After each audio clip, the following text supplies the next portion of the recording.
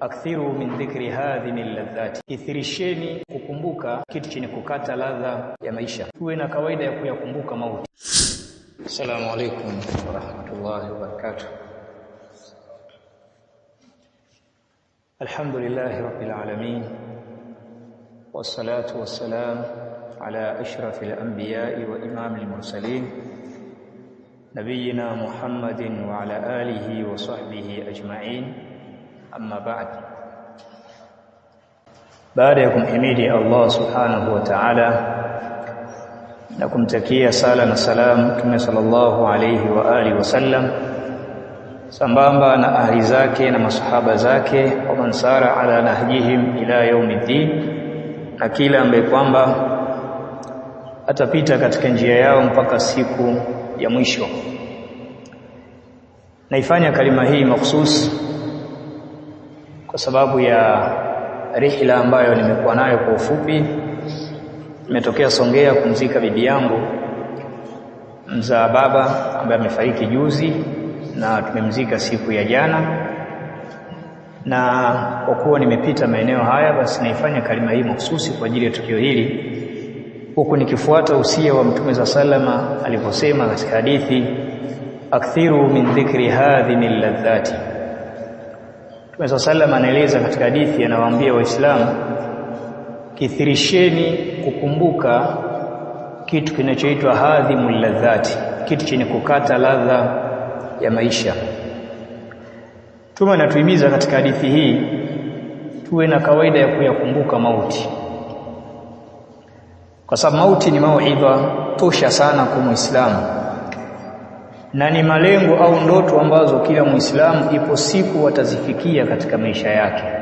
Firika zetu zote tunazokwenda nazo, tunaishi, tunakwenda tunarudi, kama anavyosema Hasan al-Basri rahmatullahi ta'ala alayhi, akizungumzia kuhusiana na dunia kwamba qadru tahilat mudbira, inna ad-dunya qadru tahilat mudbira wa inna al-akhirata qadru tahilat muqbila wa likulli minhuma banun fakunu min abna'i al-akhirah wa la takunu min abna'i ad-dunya.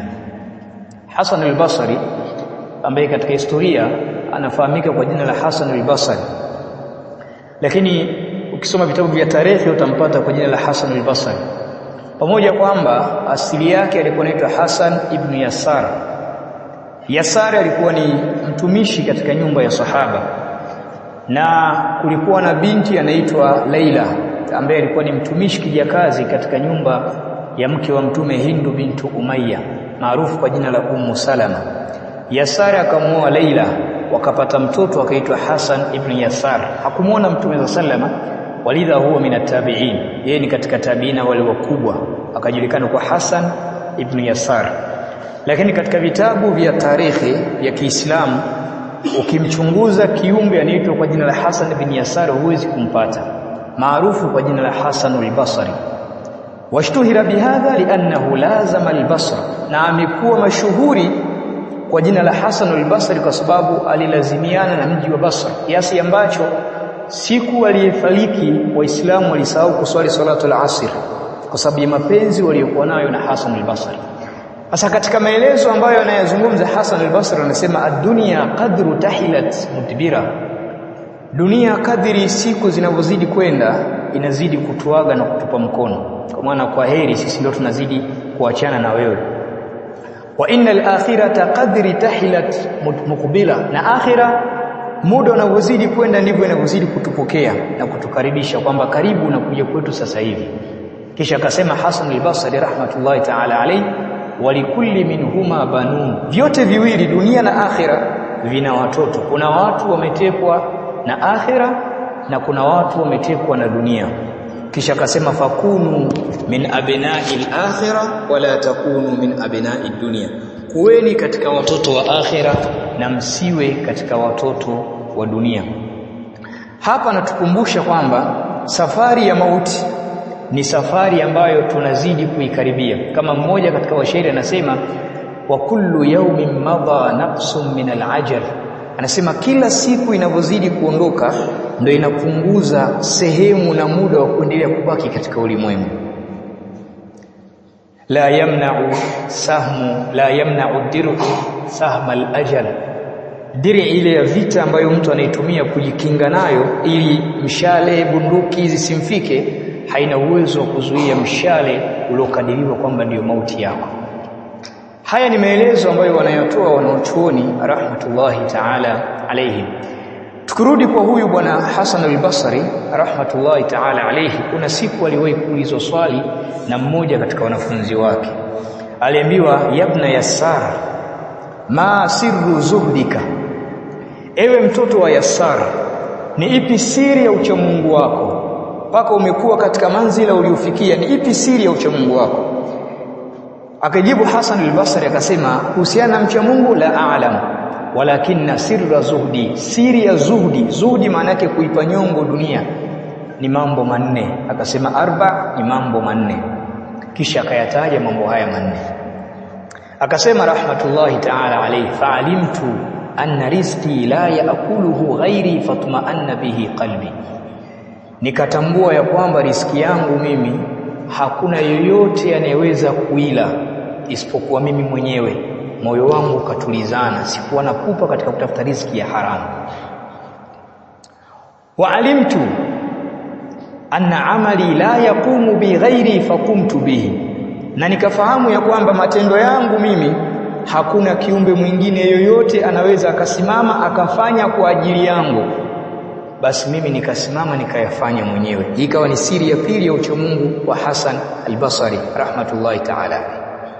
Wa alimtu anna al-mauta yantadhiruni fa'adattu bihi, na nikafahamu ya kwamba mauti muda wote inanisubiri, roho ya mauti inanizunguka popote ninapokwenda. Al-mautu yatba'uni, mauti yako nyuma yangu yananifuata. Kwa hiyo sikuwa na ujanja wa kuyakimbia mauti. Kazi kubwa niliyoifanya ni fa'adattu bihi, nikajiandaa na mauti. Muda wote yakinishukia, basi niwe tayari na safari ya kuondoka kuelekea katika mauti.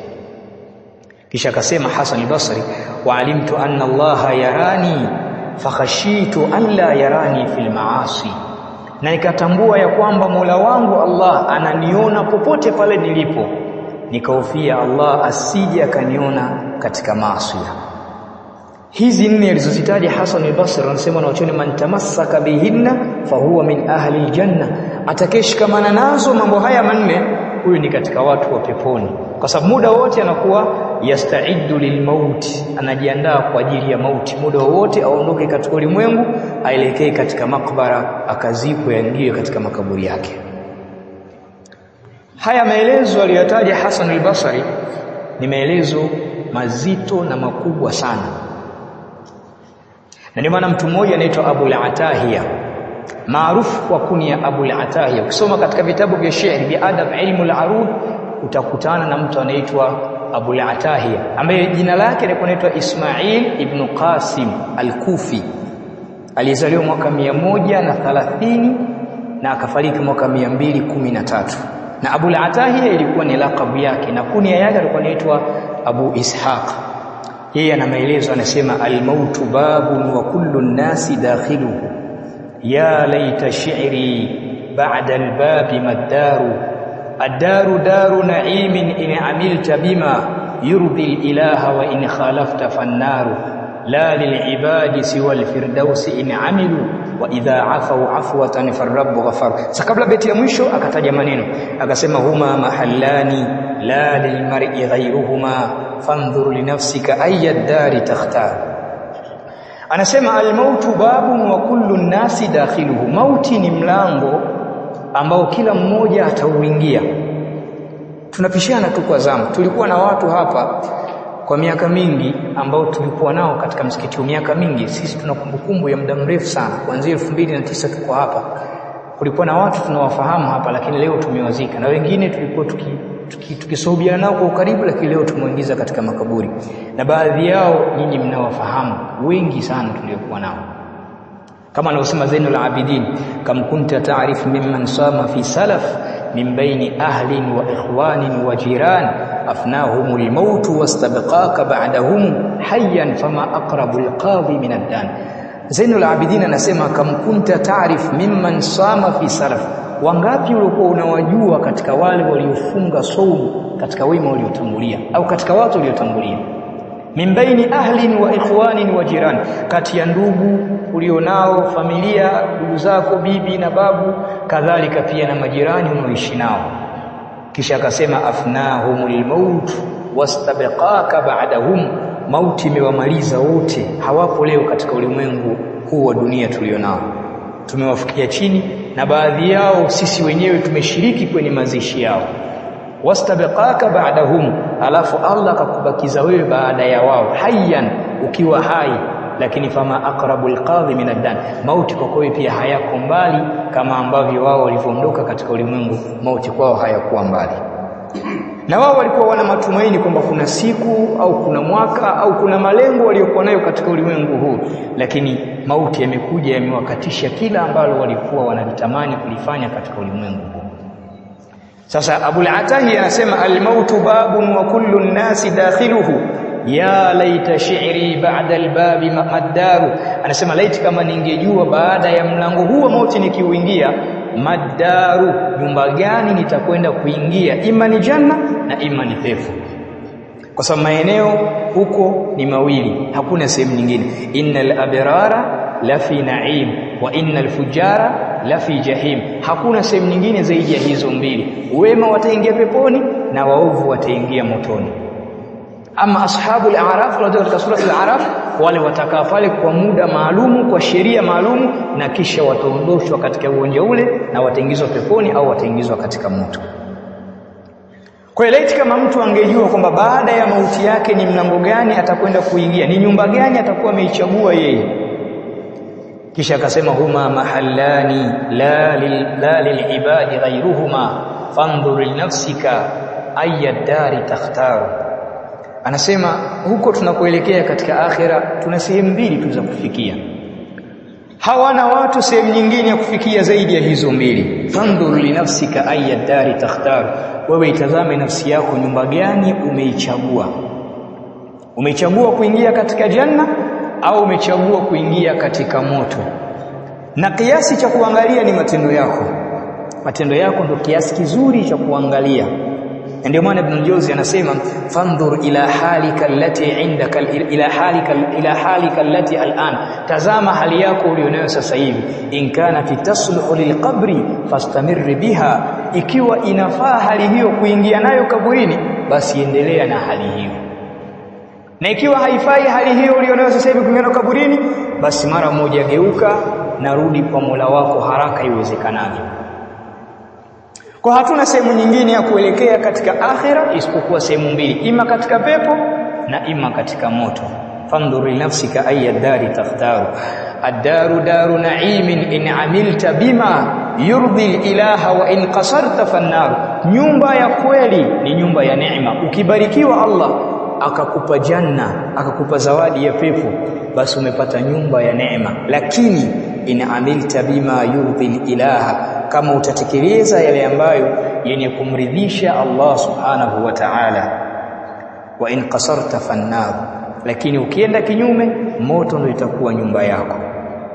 Moto itakuwa nyumba yako. Kisha akasema Abul Atahiya la lilibadi siwa al-firdausi in amilu, hawana sehemu nyingine waja wema watakayofikia isipokuwa pepo ya Firdaus. Wa hiya a'la darajatil janna, na Firdausi ni daraja kubwa kuliko zote za peponi, ni Firdaus. Waja wema hawana sehemu nyingine kufikia isipokuwa hapo. Wa idha afau afwatan farabbu ghafar, wakati mwingine wanaweza wakateleza kisha wakaja wakarudi kwa Mola wao, farabbu ghafaru, basi Allah jalla wa ala ni mwingi wa msamaha na mwingi wa kuwasamehe waja wake. Na ndio maana Allah subhanahu wa ta'ala anasema katika Qur'ani akiwazungumza watu wanaowapenda, akasema walladhina idha fa'alu fahishatan aw dhalamu anfusahum dhakarullaha fastaghfaru lidhunubihim waman yaghfiru dhunuba illa Allah walam yusirru ala ma fa'alu wa hum ya'lamun. Anasema ni wale ambao idha fa'alu fahishatan, wakifanya machafu. Walfahisha ikitumika katika Qur'ani na kusudia machafu kwa itlaqi yake.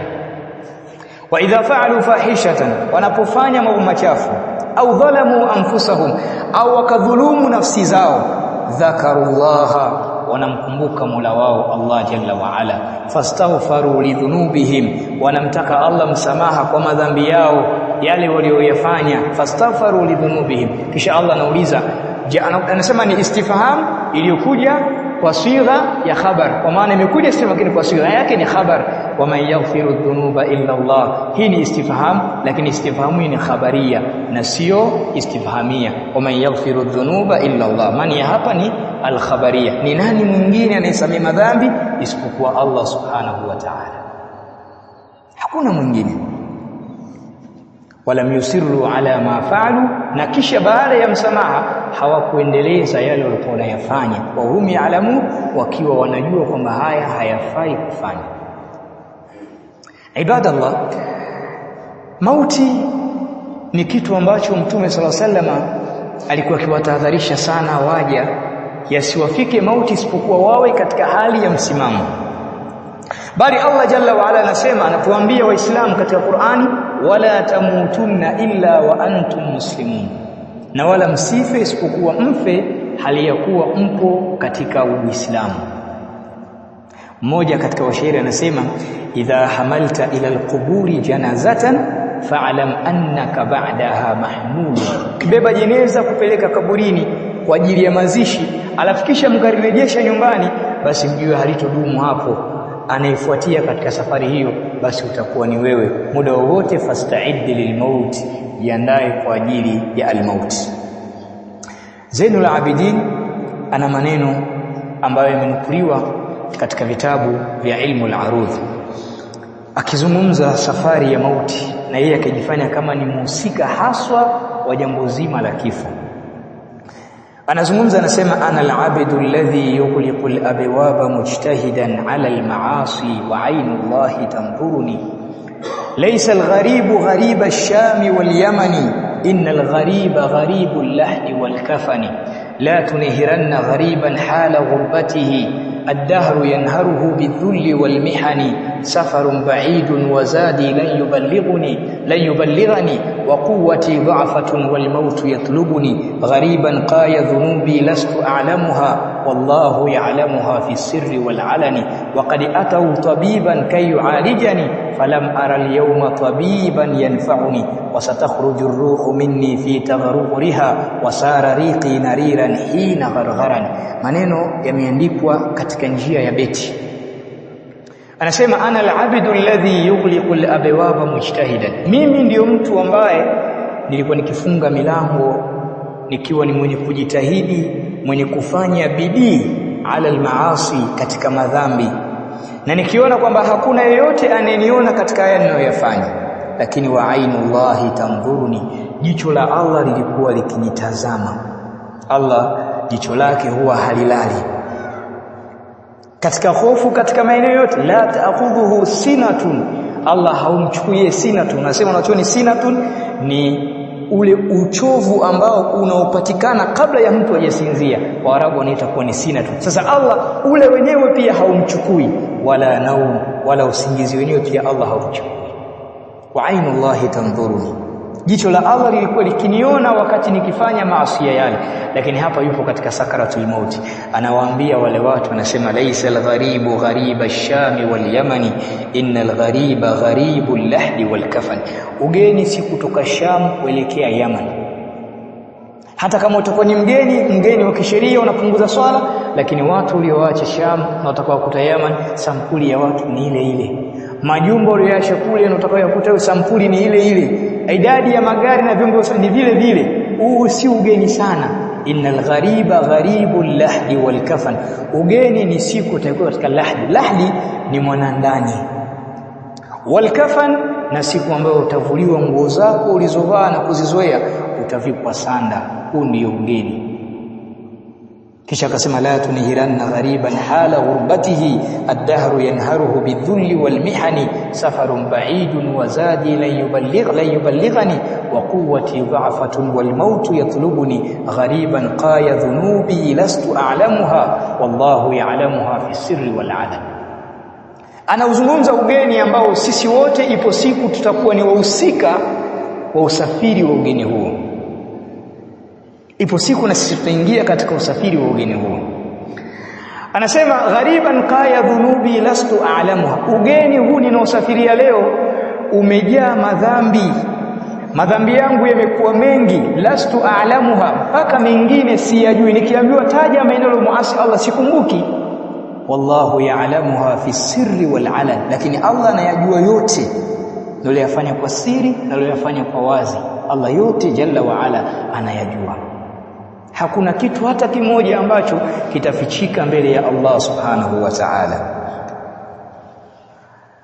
Allah anasema katika Qur'an, wa yawma ya'adhu adh-dhalimu ala yadayhi yaqulu ya laitani ittakhadhtu ma'a ar-rasuli sabila ya waylata laitani lam attakhidh fulanan khalila laqad adallani 'ani adh-dhikri ba'da idh ja'ani wa kana ash-shaytanu lil-insani khadhula. Hapa anamzungumza mtu ambaye duniani alikuwa na suhuba na mtu, lakini mwisho wa siku ikawa ni sababu ya kuingia katika moto. Na watu watakapopewa daftari zao watasema mali hadha alkitab la yughadiru saghiratan wala kabiratan illa ahsaha wa wajadu ma amilu hadira wala yadhlimu rabbuka ahada. Mtu akipewa daftari lake siku ya kiyama kwa mkono wake wa kulia atakuwa amefaulu. Wa amma man utiya kitabahu biyaminihi fayaqulu ha umqra'u kitabiya inni dhanantu anni mulaqin hisabiya fahuwa fi 'ishatin radiya fi jannatin 'aliya qutufuha daniya kulu washrabu hani'an bima aslaftum fil ayyamil khaliya. Wa amma man utiya kitabahu bishimali fayaqulu ya laitani lam uta kitabiya wa lam adri ma hisabiya ya laitaha kanatil qadiya ma aghna anni maliya halaka anni sultani. Hapa kuna darsa. Kuna mtu atapewa daftari lake kwa mkono wake wa kulia siku ya kiyama, na kuna mwingine atapewa daftari lake kwa mkono wake wa kushoto. Katika nyingine imekuja waraa dhahri, atapewa nyuma ya mgongo wake kuonesha kwamba anayetoa kitabu ana hasira na yule anempa kitabu. Sasa yule aliyopewa kwa mkono wa kulia fayaqulu atasema kwa furaha akiwaambia watu ha umqra'u kitabia, njoeni msome daftari langu niliyopewa. Hakika yangu mimi nimeyafanya yale nilikuwa najua leo nitakutana na hesabu yangu.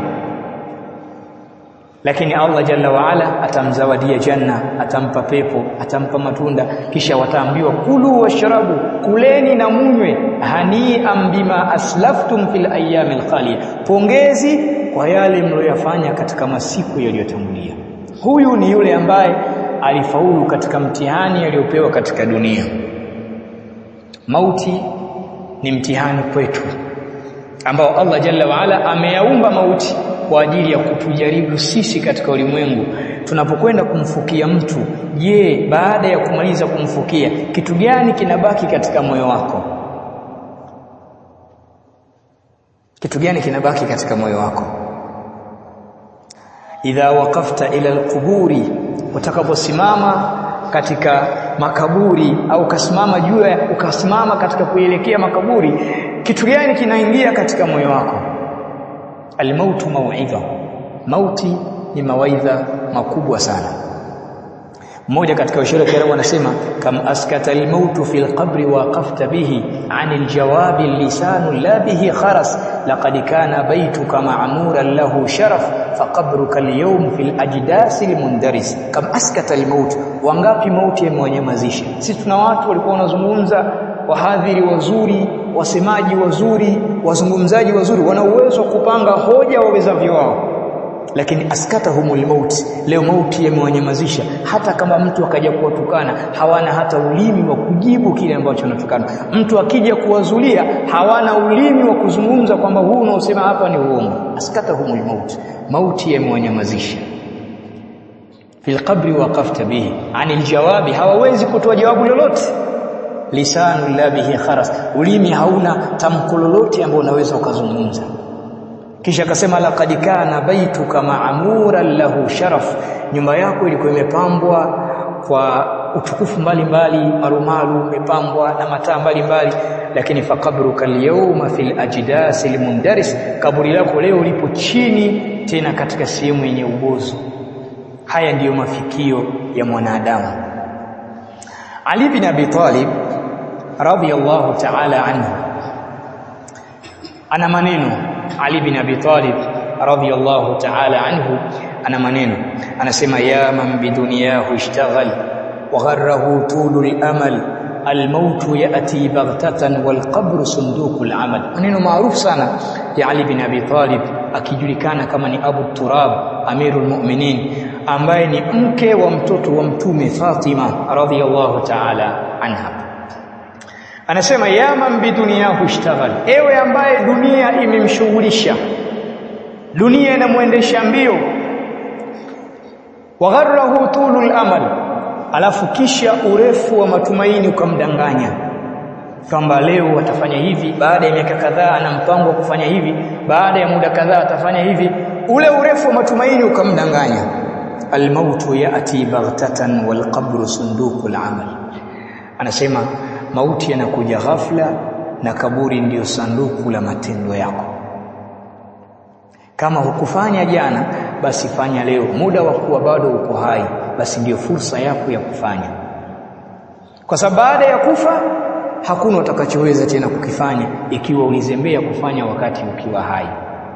Hakuna mwingine atakayekufanyia matendo ikiwa mwenyewe hukusimama kuyafanya matendo hayo, kama alivyosema Hasan al-Basri katika maneno ambayo tumeyaona na tumeyasikia akiyazungumza hapa. Kwa kama jana imekupita kufanya, basi fanya leo. Kwa nini? Anasema tena Hasan al-Basri, fa innal yawma amalun bila hisabin wal ghada hisabun bila amal. Leo hii sisi tunafanya matendo, hakuna kuhesabiwa. La ahadun yuhasibuka madha fa'alta wa madha amilta. Hakuna yeyote anaweza kukuita akakwambia umefanya nini, umemwasi Mola wako mara ngapi, umefanya toa mara ngapi. La ahad. Leo ufanye uwezavyo, fanya maasi uwezavyo, fanya toa uwezavyo. Hakuna mtu atakuita atakuhesabu maasi yako uliyofanya, kwa sababu huu ni muda wewe kufanya na sio muda wa kulipwa. Lakini kumbuka hili, wal ghada hisabun bila amal, na kesho kutakuwa na hisabu tu, hakutakuwa na matendo. Hata kama litakuwa limepelea jema moja tu, basi hautopata fursa ya kulifanya hilo jema ili uweze kuingia katika janna ya Allah jalla wa ala. Kwa muda wetu sisi ni leo, na ndio muda hasa wa kufanya matendo. Wa qul i'malu fasayara Allahu amalakum wa rasuluhu wal mu'minun, fanyeni matendo, Allah ataona matendo yenu, Mtume sallallahu ataona mlipofanya, na waumini pia watashuhudia yale mnayoyafanya. Kwa hiyo anaendelea kusema Zainul Abidin, ghariban qaya dhunubi lastu a'lamuha wallahu ya'lamuha fi sirri wal alani, safarun ba'idun wa zadi lan yuballighani wa quwwati dha'fatun wal maut yatlubuni. Anasema safari hii ambayo naingia leo ni safari ndefu mno. Hapa leo roho yangu itaacha mwili. Anasema Allah katika Qur'ani, kalla idha balaghatit taraqi wa qila man raq wa dhanna annahu al-firaq waltaffati as-saqu bis-saq ila rabbika yawma idhinil masaq. Hapa tunaizungumzia roho. kalla idha balaghatil hulqum wa antum hina idhin tanzurun wa nahnu aqrabu ilayhi minkum walakin la tashurun. Hizi ni ayati ambazo zinataja suala la mtu anapoingia katika sakaratul mauti. Sivyo hivyo mnavyodhani. Mauti yatakapomshukia mtu, ameingizwa katika sakaratul mauti, wakati ule kuna mambo anayaona sisi wengine hatuyaoni, kwa sababu tayari ulimwengu wake unakuwa umeshabadilika. Si ulimwengu tena wa duniani, anakuwa katika ulimwengu mwingine tofauti na ulimwengu huu ambao sisi tuliona. Tayari pale kuna viumbe wengine anawaona ambao sisi hatujawahi kuwaona, na muda ukifika na sisi pia tutawaona kwa muda wetu. Wakati ule ukifika, mtu wakati anatolewa roho yake inategemea na malaika, wanaziati gharqa wanashitati nashta. Ima atatolewa roho na malaika wanaotoa roho kwa nguvu bila ya huruma, na ima utakuwa miongoni mwa watu ambao wanaotolewa roho na malaika wenye kutoa roho kwa upole. Wadhanna annahu al-firaq, wakati huo mtu anajua kabisa ndio muda wa kuondoka katika ulimwengu, anaiacha dunia. Waltafati saqu bisaq, atakuwa anageuka kulia na kushoto, juu na chini, anatazama ni nani ataweza kumuokoa katika kipengele kile alichoingiza. Lakini haiwezekani. Ila rabbika yawma idhinil masaq. Leo wewe hutobakia katika ulimwengu, mafikio yako ni kwenda kwa Mola wako leo. Lakini anakwenda kwa Mola wake ametanguliza nini? Fala saddaqa wala salla walakin kadhaba wa tawalla. Sasa huyu anakwenda kwa Mola wake katika mazingira magumu. Hakuswali, hakusadiki, alikadhibisha na akajitweza, akaona kwamba yeye katika dunia ndio kafika na makazi yake ya kudumu ndio hapa katika dunia. Anaelekea kwa Mola wake akiwa na zawadi mbaya ya sampuli kama hii. Wanawachuoni wanapotaja haya maelezo yote haya, malengo yao makubwa sana ni sisi tuzingatie na turudi katika njia ya sawa. Safari hii ni safari ya kila mmoja wetu. Jana tulimfukia yule, kesho tutamfukia huyu, lakini Allah anawaja wenye akili, wenye kujua wapi wanakuelekea. Al-Imam an-Nawawi rahmatullahi ta'ala alayhi, ambaye kunia yake alikuwa Abu Zakaria Yahya ibn Sharaf an-Nawawi katika madhhabi ya Shafi'i, katika kitabu chake cha Riyadhus Salihin, kitabu maarufu Riyadhus Salihin, watu wengi wanakifahamu Riyadhus Salihin. Mwanzoni kabisa ameweka mukaddima, ameandika maneno yafuatayo. Anasema inna lillahi ibadan futana طلقوا الدنيا وخافوا الفتنة نظروا فيها فلما علموا أنها ليست للحي وطنا جعلوها لجة واتخذوا صالح الأعمال فيها سفنا. Anasema al-Imam an-Nawawi katika beti alizonukuza mshairi, anasema inna lillahi ibadan futana, hakika ya Allah anawaja wenye akili. Sio kila mtu anapoona watu wamemzika atatoka pale atakwenda kulewa, atatoka pale atakwenda kucheza mziki, atatoka pale atakwenda kufanya zina, la, bali kuna watu wanapoendelea kuwatanguliza jamaa zao na ndugu zao, na yeye umri wake ukiwa bado unaendelea kusogea, basi inna lillahi ibadan futana, Allah anawaja wenye akili. Talaqu dunya wa khafu alfitan, waja hao talaqu dunya, wameiacha dunia, wameipa taraka tatu dunia, wa khafu alfitana, na wakofia mitihani mbalimbali ambayo inawatoa watu katika njia sawa katika dunia hii. Nadharu fiha, wakaitazama dunia vizuri kwa jicho la mazingatio. Falamma alimu annaha laysat lilhayy watanan, walipogundua kwamba dunia si sehemu salama na si sehemu ya kudumu kwa yule aliyekuwa hai, jaaluha lujatan, wakaifanya dunia kama ni mawimbi ambayo yanasukuma yanakwenda katika bahari. Watakhadhu salihal a'mali fiha sufana, alafu matendo mema ndio wakafanya kuwa ndio jahazi ya kuvuka au za kuwavusha katika mawimbi hayo. Haya ameyataja Imam Nawawi katika mukaddima kitabu chake cha Riyadhus Salihin. Kwa hiyo mauti atakapofika yatakuja katika sura dizaini kama hii. Sasa huyu anahuzunika, anasema kwamba mauti yanakuja, madhambi yangu yamekuwa mengi na hakuna mtu yoyote ambaye anaweza kunisaidia katika kipengele kama hiki. Analalamika Zainul Abidin akizungumzia katika kipengele hiki, alafu kisha anasema Zainul Abidin, ghariban qaya dhunubi lastu a'lamuha wallahu ya'lamuha fi sirri wal alani, safarun ba'idun wa zadi lan yuballighani wa quwwati dha'fatun wal maut yatlubuni wa qad atau bi tabibin kay yu'alijani falam ara al yawma tabiban yanfa'u.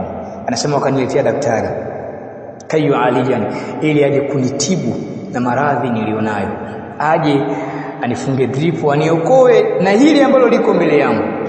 Falam ara al-yawma tabiban yanfa, leo sijamuona daktari yoyote ambaye anaweza kuninufaisha na kuniokoa na mauti haya. Daktari ana uwezo wa kumtibu mtu itakapokuwa ajali yake bado haijafikia, lakini ajali itakapokuwa imefikia, basi hakuna yeyote ambaye anaweza kumtibu mgonjwa katika kipengele kile. Na wagonjwa wengine wao wanawaambia, wanauguza, mnapoteza gharama bure tu, mimi siwezi kupona, kwa sababu kuna baadhi ya alamati ambazo anakuwa ameziona. Lakini anasema falam ara al-yawma tabiban yanfa'uni wa satakhruju ar-ruhu minni fi taghruriha wa sara riqi nariran hina ghargharan, roho muda ukifika itatolewa, itavutwa roho. Na roho Allah anasema kalla idha balaghatit taraqi, sivyo roho itakapovutwa ikafika katika mitulinga. Ataraqi ni mifupa ya mabega hapa. Wanasema na wachoni, roho inapovutwa inakuwa na baadhi ya vituo kutoka katika mwili wa mwanadamu.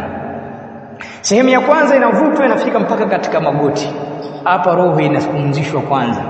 Alafu wataambiwa wenye kumwambia maiti kwamba dunia hii si chochote, ulianganyika na dunia na kadha wa kadha. Alafu kisha roho itavutwa itafika mpaka katika kiuno, itakuwa ni marhala ya pili ya kupumzika roho.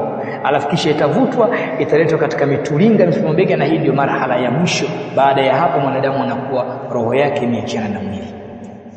Sasa itakapofika roho katika mitulinga, waqila man raq, ataambiwa sasa nani wa kukutibu. Raqin, asili raqin man fa'ala ar-ruqya. Ar-ruqya man fa'ala ar-ruqya fa huwa raqin, anayefanya ruqya anaitwa raqin. Ruqya maana tiba, kwa raqin yule anayefanya ruqya, kwa maana anayefanya tiba. Faqila man raq, ataambiwa nani leo kufanyia tiba leo ukapona tena na hili linalokufika.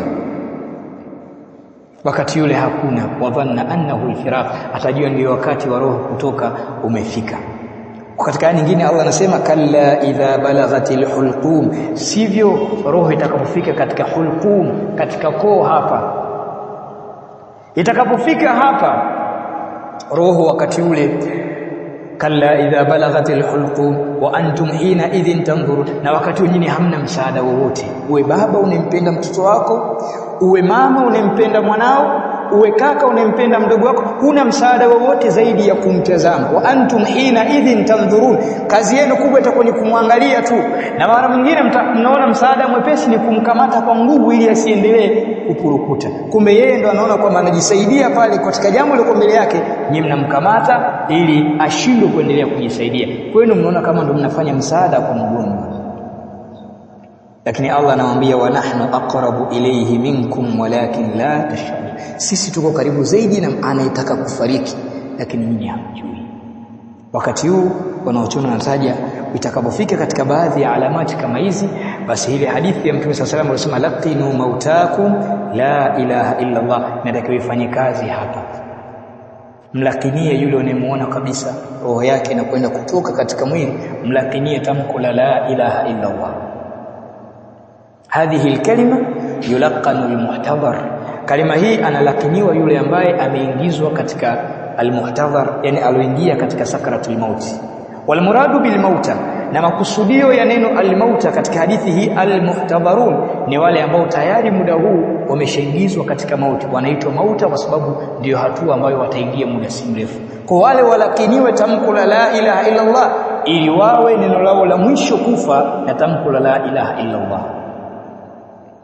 Na tamko hili analakiniwa mtu yoyote, sawaan kana mu'minan au kafiran. Hata kama atakuwa ni kafiri atalakiniwa tamko la ilaha illa Allah. Mtume sallallahu alimtembelea kijana wa Kiyahudi ambaye amefikia baligh, anayekaribia kufa.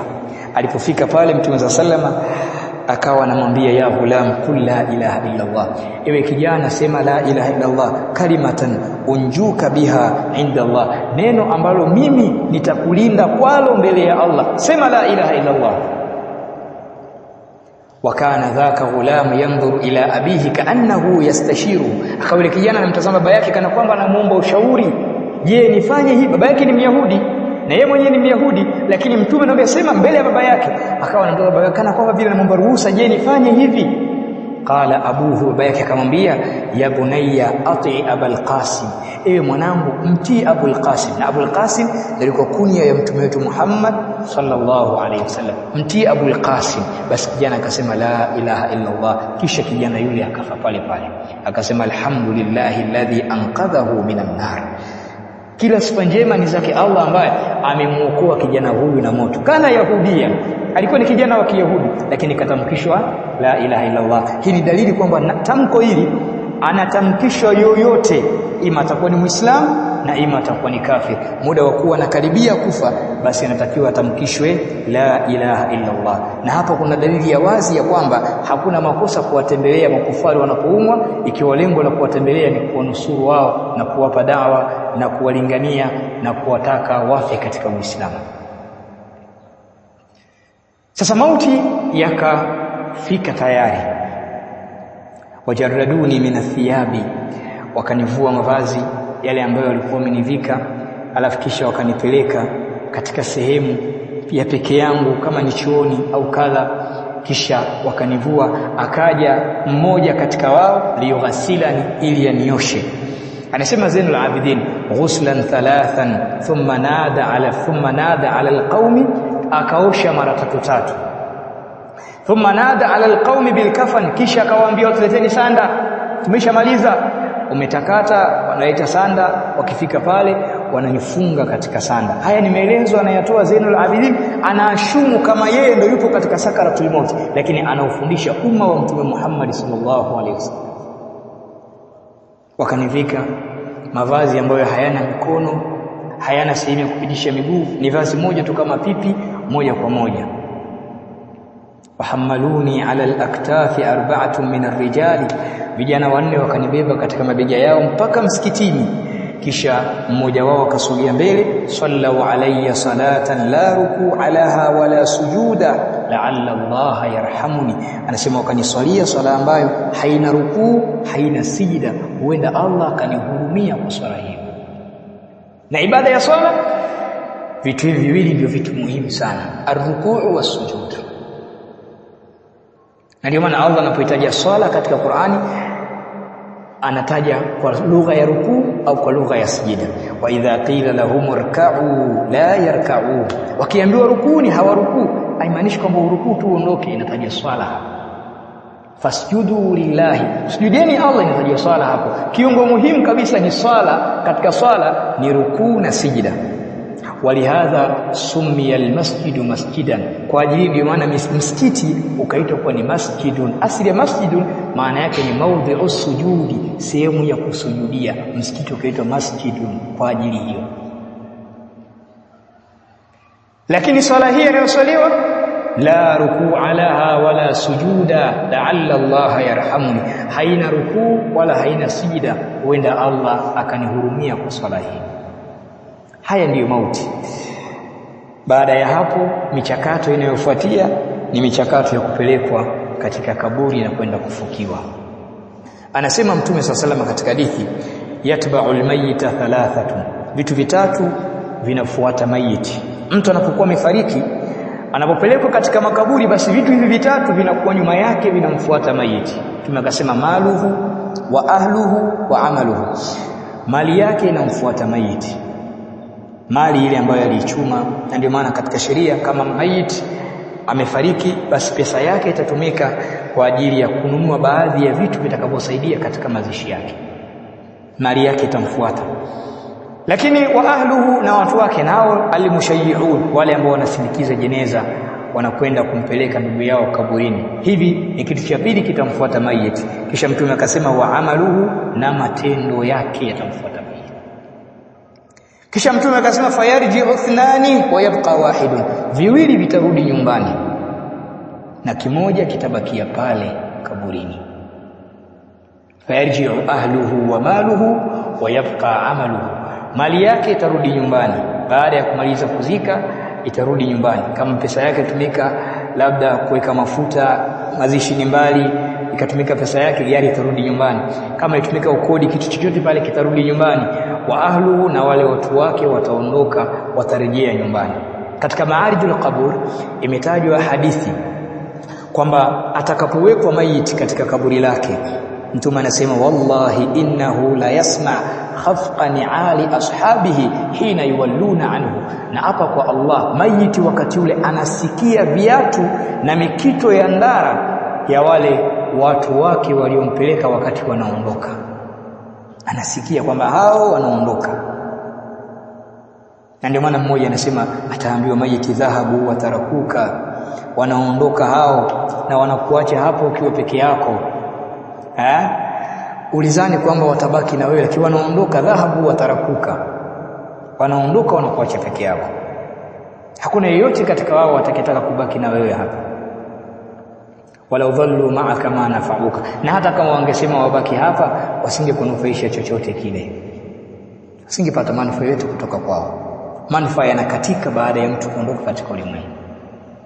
Kwa hiyo ndugu wanarudi nyumbani, mali inarudi nyumbani, wayabqa amaluhu, matendo yake yanabakia pale. Sasa lazima kuna kitu utaingia nacho katika kaburi. Bala budda laka min qarinin tadkhulu ma'ahu wa yadkhulu ma'aka, lazima utakuwa na mwenye kuongozana naye, ambaye huyu utaingia pamoja naye kaburini, wa huwa hayyun wa anta mayyitun, wakati ambao yeye yuko hai, wewe muda huo ni mayit.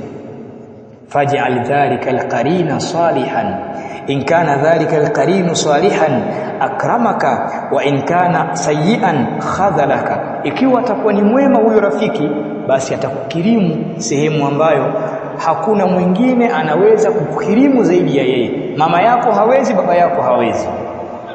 Wa in kana sayyi'an khadhalaka, na ikiwa rafiki yako atakuwa ni mwovu, ni mbaya, atakuacha mkono sehemu ambayo unahitajia zaidi msaada kuliko maeneo mengine yote.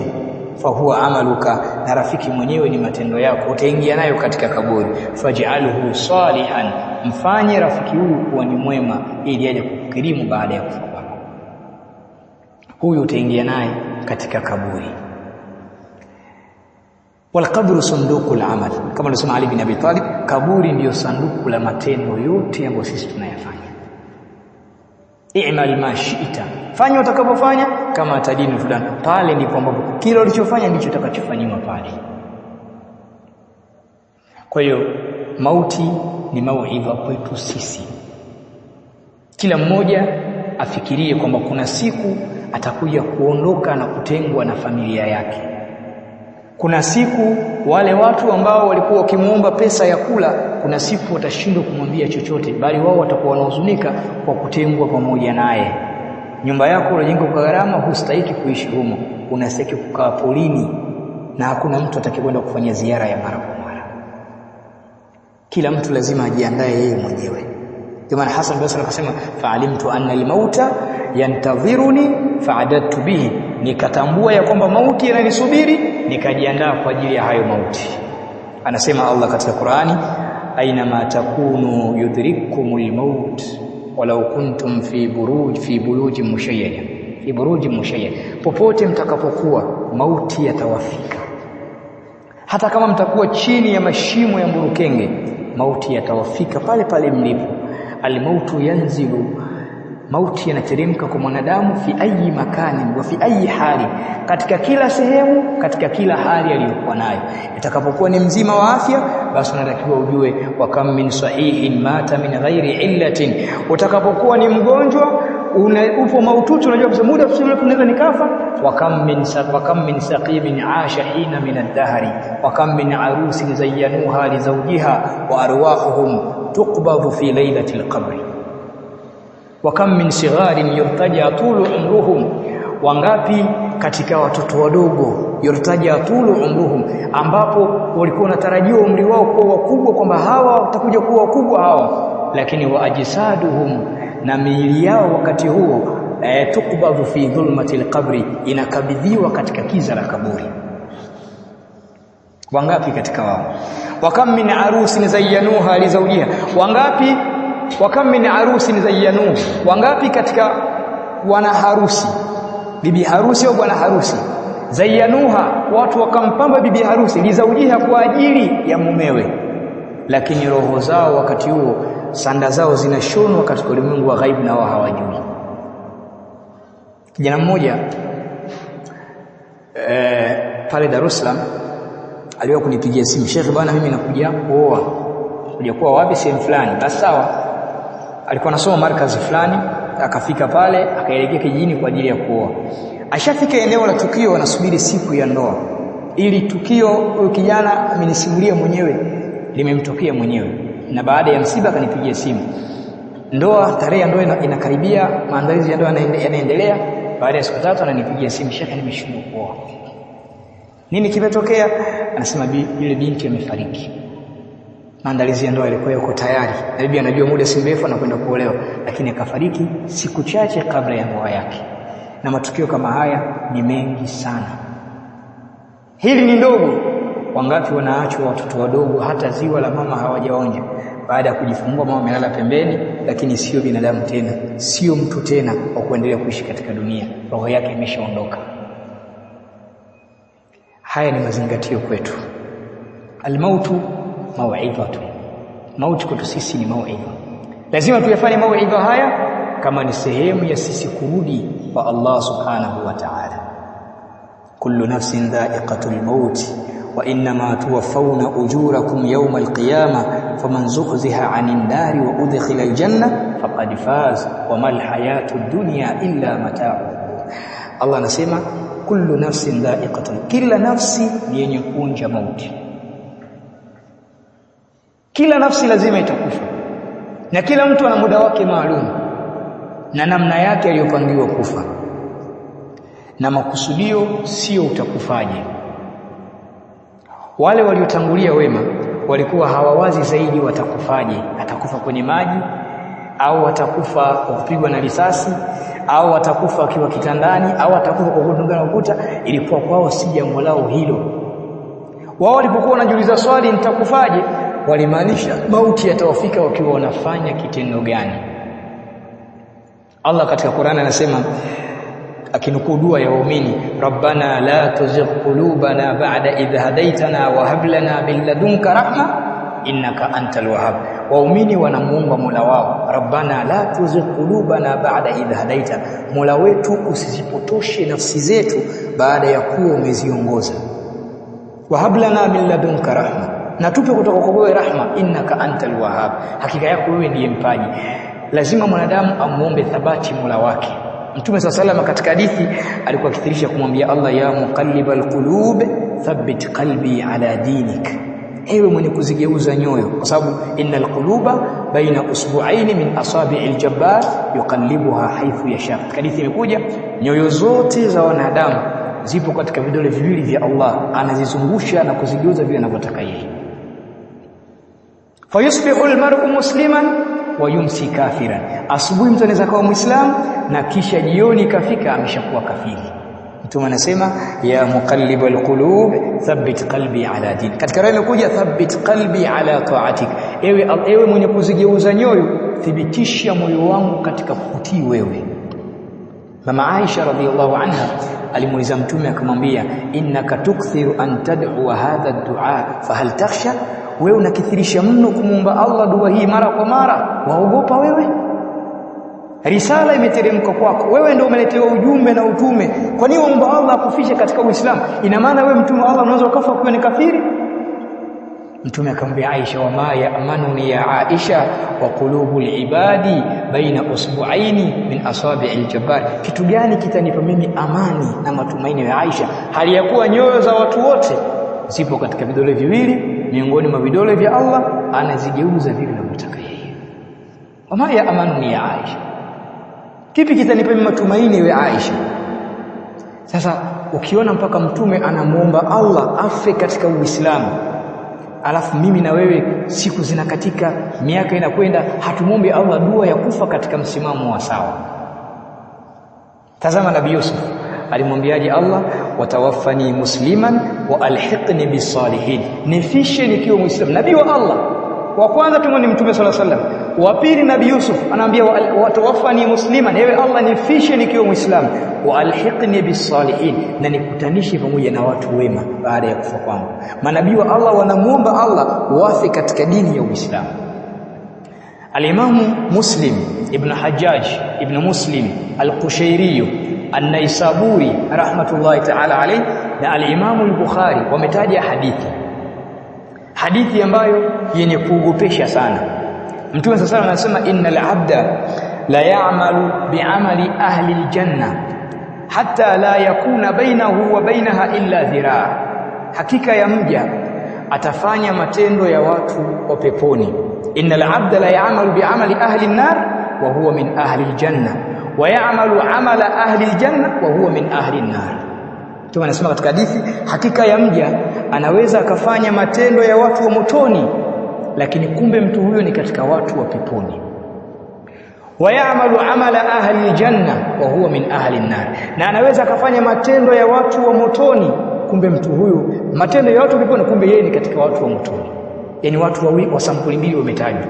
Mmoja anaweza akafanya matendo ya watu wa peponi sana, lakini kumbe ni mtu wa motoni, na mwingine anaweza akafanya matendo ya watu wa motoni sana, kumbe ni mtu wa peponi. Mtume anawataja watu hawa wawili, kisha Mtume akasema, innamal a'malu bil khawatim, kwa sababu matendo yanaangaliwa umemaliziaje. Yawezekana kweli uko unafanya toa, lakini mauti akakufika katika manzara mabaya ukiwa unamwasi Mola wako. Katika hadithi ya Jabir ibn Abdullah, Mtume anasema yub'athu kullu 'abdin ala ma mata alayhi, mtu atafuliwa vile alivyokufa. Umekufa ukiwa ni mzinifu, basi siku ya kiyama utafuliwa kutoka katika kipengele kile kile cha uzinifu. Umekufa faman mata muhriman bu'itha yawm alqiyamati mulabbiyan, atakayekufa akiwa amehirimia baada ya hija atafuliwa siku ya kiyama akiwa anafanya talbia, anaelekea kwa Allah subhanahu labbaik allahumma labbaik. Aliyekufa akiwa amelewa atafuliwa siku ya kiyama akiwa ananuka pombe, si akiwa amelewa, akiwa ananuka pombe, kwa sababu swala la ulevi au watu kuyumba yumba hili litawakuta watu wote. Anasema Allah katika Qur'an, watara nasa sukara wama hum bisukara walakinna adhaba Allahi shadid. Watu wote waovu. Allah anasema watara nasa sukara, utaona watu wamelewa, wama hum bisukara, lakini hawajalewa, hawajanywa ulevi wowote, walakinna adhaba Allahi shadid, lakini adhabu ya Allah iliyo kali inawafanya wao waonekane kuwa ni walevi waliopindukia. Hadha huwa al-maut. Nini umeandaa baada ya kufa kwako? Una vipenzi wako waliotangulia hapo kabla, unawafanyia nini kuwasaidia wewe uliyekuwa hai? Wewe unaweza kujifanyia matendo yako sasa hivi, lakini una mama yako, una baba yako, una babu yako, una fulani rafiki yako wametangulia, hawawezi kufanya chochote. Wewe uko hai, kuna mambo unaweza ukayafanya yakawanufaisha wao. Miongoni mwayo Mtume anasema idha mata ibn adam inqata amaluhu illa min thalathin sadaqatin jariya au ilmin yuntafa'u bihi au waladin salihin yad'u la. Atakapofariki mwanadamu, vitu vitatu matendo yake yote yanakuwa yameishia pale isipokuwa vitu hivi vitatu. Kitu cha kwanza Mtume akasema sadaqatin jariya, ni sadaka yenye kuendelea. Unaweza una ujenzi wa msikiti ukatoa simenti ukanuia kwamba hii inayotoa imfikie fulani, huku ukiwa na yakini kabisa simenti itakayojengwa hapa leo itachukua miaka na miaka. Mimi umri wangu utaisha, umri wa mwanangu utaisha, lakini simenti itaendelea kusimama katika ukuta. Kila atakayeswali katika ukuta yeye ana nasibu, anafungwa akiwa katika kaburi lake. Tunawafanyia hivyo marehemu zetu. Nani anawakumbuka marehemu zao? Watu waliofariki, vipenzi wake, akawachimbia kisima, alafu akatoa wakfu kwa ajili ya Allah, watu waje wachote wanywe maji, sadaka yenye kuendelea. Kila mtu anapotumia maji yale, basi yule alikuwa kaburi anapata manufaa na ile sadaka ambayo umemtolea ukiwa hai. Sadaqatin jariya au ilmin yuntafa'u bihi, au elimu ambayo watu wengi wananufaika kupitia elimu hiyo, akawa amesomesha ilmu. Na Mtume anasema katika hadithi, au ilman allama au mushafan waratha, ima atatoa ilmu atakayemfundisha mtu, au akatoa vitabu vya elimu akawapa watu wasome ilmu, kama ni misahafu akawapa watu wahifadhi Qur'ani, pia naye anakuwa ametoa sadaka jaria katika elimu. Si lazima mtu awe shekhe ndio awe na ilmu yenye manufaa. Unaweza ukawagaramia watu wenye ilmu kwa kununulia vitabu na kuwasogezea jirani. Watu ndio kusoma dini, kununulia misafu ukawapelekea, utakuwa umepeleka ilmu. Mtoto akahifadhi sura moja katika kitabu ambacho wewe umekipeleka, utakuwa na umewekeza elimu yenye manufaa na wewe baada ya kufa kwako. Au waladin salihin yad'u la, au mtoto mwema atakayemwombea dua mzazi wake. Hivi vitu vitatu vinabakia kwa maiti baada ya kuondoka katika dunia. Sasa kuna mtu amefariki, hana sadaqatun jariya, hana elimu yoyote yenye kuendelea, na wala watoto wake wote wamekuwa ni waovu, hana watoto wema. Huyu ameondoka kwenye dunia akiwa amepata hasara kubwa sana, kwa sababu duniani Mtume anasema a'maru ummati ma baina 60 wa 70 sana wa qalilun man yujawizu dhalika, umri katika umma wangu ni miaka 60 na 70 tu, wachache ndio watakayevuka hapo. Sasa wewe umeishi miaka 60, kaburini na kama miaka 500. Tazama, kumbe ungekuwa na kitendo au amali yenye kuendelea baada ya kufa kwako, miaka 500 yote ungeendelea kulipa. Na wanaochona wanasema hata kama miaka ya mbele wakatokea watu wakavunja ule msikiti, wakasema tutakatujenge mzuri zaidi, bado sadaka yako ulotoa katika msikiti inaendelea, kwa sababu wewe ndiye muassis. Man dalla ala khairin, yote mwenye kujulisha khairi yoyote, falahu ajru amilihi, anapata malipo na kila atakayefanya khairi hili, min ghairi an yanqusa min ujurihim shay'a, pasina kupungua katika malipo yao kitu chochote. Wapi tunashindwa kuwekea sadaka wale waliotangulia? Wapi tunashindwa si kujiwekea mizizi baada ya kufa kwetu? Sawa, duniani ilikuwa kadha, ilikuwa na mali kadhaa. Wapi tunashindwa kujiwekea sisi hazina itakayokunufaisha sisi baada ya kufa kwetu? Wema waliotangulia walikuwa wanahakikisha kabla hajaondoka katika dunia, basi kuna kitu wamekiacha ambacho ataendelea kupata malipo akiwa katika kaburi lake. Wao walikuwa wanahakikisha sana katika jambo kama hili. Lakini katika faida ya pili ambayo tunaweza tukawafanyia wema waliotangulia au watu waliotangulia sisi, kama ni mama zetu, baba zetu, basi ni kukithirisha katika kuombea dua. Hili ni jambo la msingi sana. Haya ni mambo watu wanayasahau. Watu wanakumbuka tu vituko vyake, stori zake, lakini kumbe kuna kitu ungekifanya kingemnufaisha. Miongoni mwavyo ni kumuomba Allah Jalla wa Ala ampunguzie adhabu za kaburi au amuondoshie adhabu za kaburi. Katika mambo ya msingi sana. Bali tukapupia yale maeneo ambayo Mtume ameelekeza hasa kwa maeneo haya ahra bil ijaba, dua inajibiwa kwa haraka zaidi. Kwa ndugu zangu katika imani, tunatakiwa tuyafanye haya kwa ajili ya kujiandaa na mauti.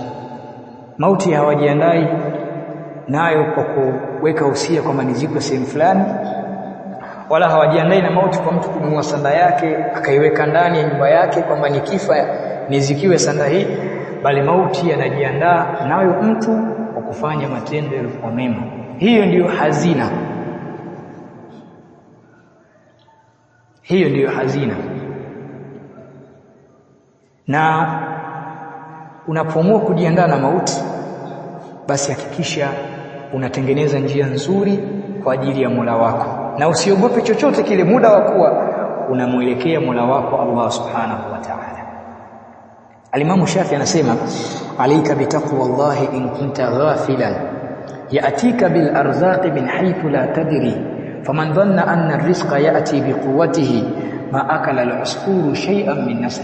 Na kuhusia kumcha Allah, in kunta la tadri, in kunta ghafilan, kama kweli umeghafilika, yaatika bil arzaqi min haythu la tadri, Allah anakuletea riziki katika namna ambayo wewe hujitegemei. Kipato chako na riziki anazokupa Allah hujitegemei. Faman dhanna anna ar-rizqa yati biquwwati ma akala al-usfuru shay'an min nasl, yote anayedhani kwamba riziki inapatikana kwa nguvu zake, basi ndege asingekula chochote katika punje au katika nafaka. Law annakum tatawakkaluna ala Allahi haqqa tawakkulihi la razaqakum kama yarzuqu at-tayr, tungimtegemea Allah haki ya kumtegemea Allah, atufariki kama anavyomruzuku ndege.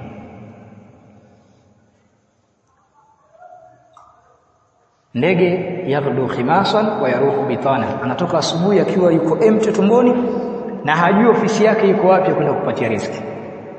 Hajui wapi kuna biashara, ofisi yake iko sehemu gani hajui, lakini anarudi akiwa ameshiba na chakula cha watoto wake pia anawapatia, na mpaka anakuwa maisha yake ndio hayo hayo.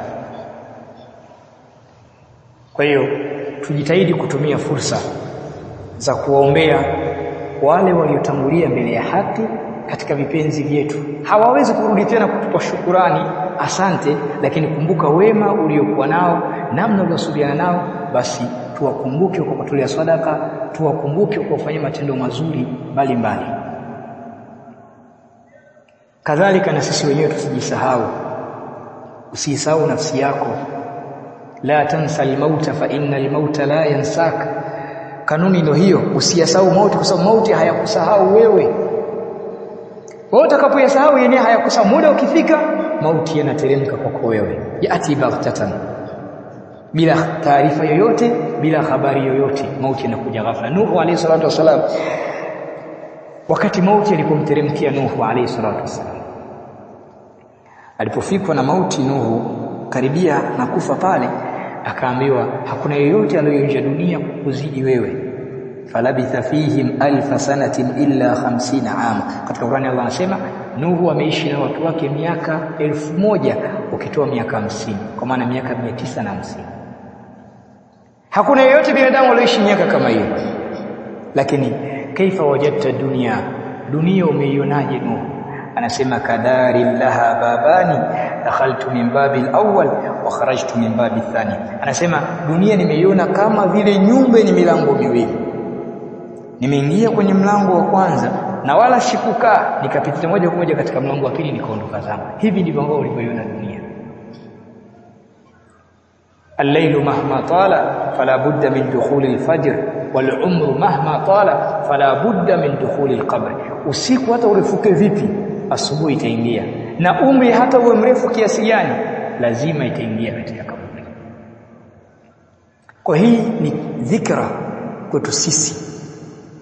Tusifikie kiwango tukawa kama wale ambao Allah amewataja katika Qur'an, hatta idha jaa ahadahumul maut fayaqulu rabbi irji'un la'alli a'malu salihan fima taraktu kalla innaha kalimatun huwa qailuha wa min waraihi barzakhun ila yawmi yub'ath.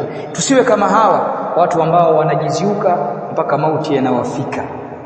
Wakishafikwa na mauti sasa nasema rabbi irji'un, ewe Allah nirejeshe tena, la'alli a'malu salihan fima taraktu, huenda nikafanya matendo mema katika yale niliyoyaacha. Hapo ndio nakumbuka sasa katika benki na milioni 40, nitoe milioni 30 zote kwa ajili ya Allah. Nyumbani na kanzu 7, nibakiwe na moja tu, zote nitoe kwa ajili ya Allah. Vyakula katika store na vyakula tani 5, nataka 4 zote nitoe kwa ajili ya Allah. Anakumbuka wakati ambapo mauti yapo katika sampuli.